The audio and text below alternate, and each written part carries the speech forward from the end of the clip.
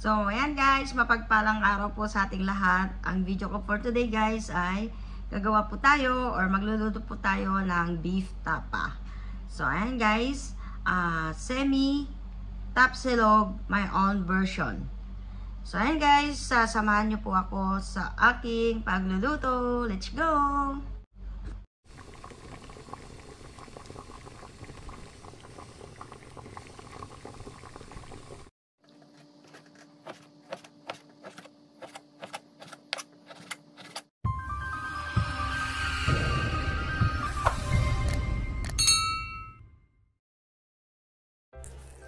So, ito na guys, imamarinate na po natin ang ating beef tapa.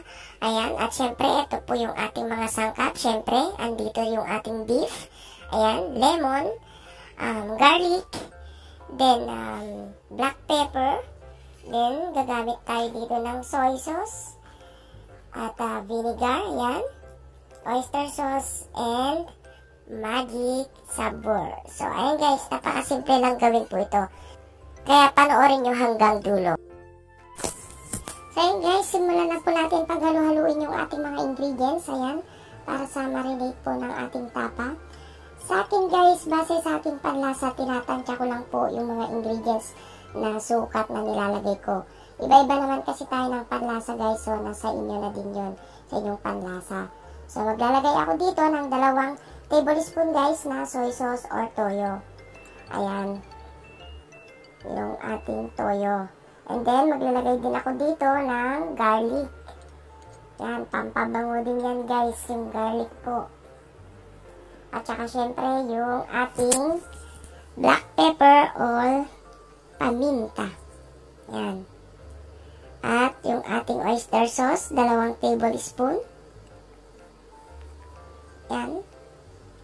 Spoon. At syempre, yung ating magic sabor. Ayan. Pang palinamnam yan guys, 1 tablespoon. Yan.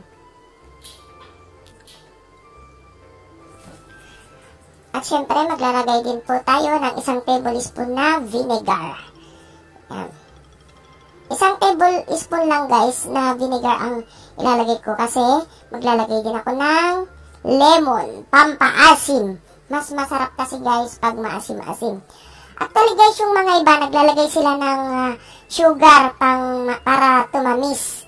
Pero hindi ko gusto yung matamis na tapa. Kaya hindi ako maglalagay. So ayan, yung asin natin hindi nawawala. Konti lang.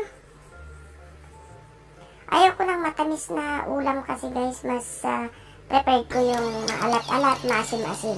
Ayan, mekos-mekos po natin. At syempre lalagay na po natin itong beef. Ayan na yung beef na hinihiwa ko kanina guys. Ayan yung imamarinate po natin. Ayan. So, yan. Mekos-mekos natin para kumalat yung lasa niya. Ayan. Imamarinate ko ito guys ng mga 2 oras. Mas maganda sana guys kung overnight siya imamarinate para lasang-lasa. Kaya nga lang, pang ulam namin ngayon, so, mga 2 oras ko po siya ma-marinate, guys. Ayan. Habang hinihintay natin yan, guys, na 2 oras, luluto na rin po ako ng itlog. Pritong itlog, ayan. Para mabuo po yung ating tapsilog, kailangan ng itlog at sinangag na kanin. Ayan siya, guys. Then, habang hinihintay natin ulit yung 2 oras, guys, kailangan ko din mag-fry dito ng garlic. Gagamit ako ng star margarine, guys. Yan. Yung masyadong lutong-luto, guys, para hindi siya mapait. Yung katamtaman lang pag nag-brown siya. Okay na po yun. So, ayan. Habang naghihintay po tayo para mamaya, guys, yung tapa na lang ang ating iluluto. So, ayan. At ito na rin guys, yung ating sinangag na kanin. Ayan. Yung ating sinangag. Ang ginamit ko dyan guys is star margarine. Hindi ako gumamit ng mantika. Ayan. Mekos-mekos natin yung ating rice.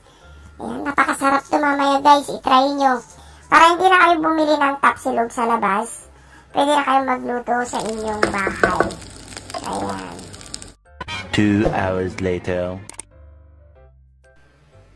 So ayan guys, lulutuin na po natin yung ating tapa. Naglagay po ako ng konting mantika sa palayok guys. Diyan ko lulutuin itong tapa natin. Ayan. Dito natin siya iluluto. Actually guys, mag-ano yan siya mamaya. Magtutubig pa yan. So, ganyan lang yan kadali guys. Ayan. And guys, nagtutubig na siya. Hayaan lang po natin siya na kumulog guys hanggang mag-dry po siya. So, ayan.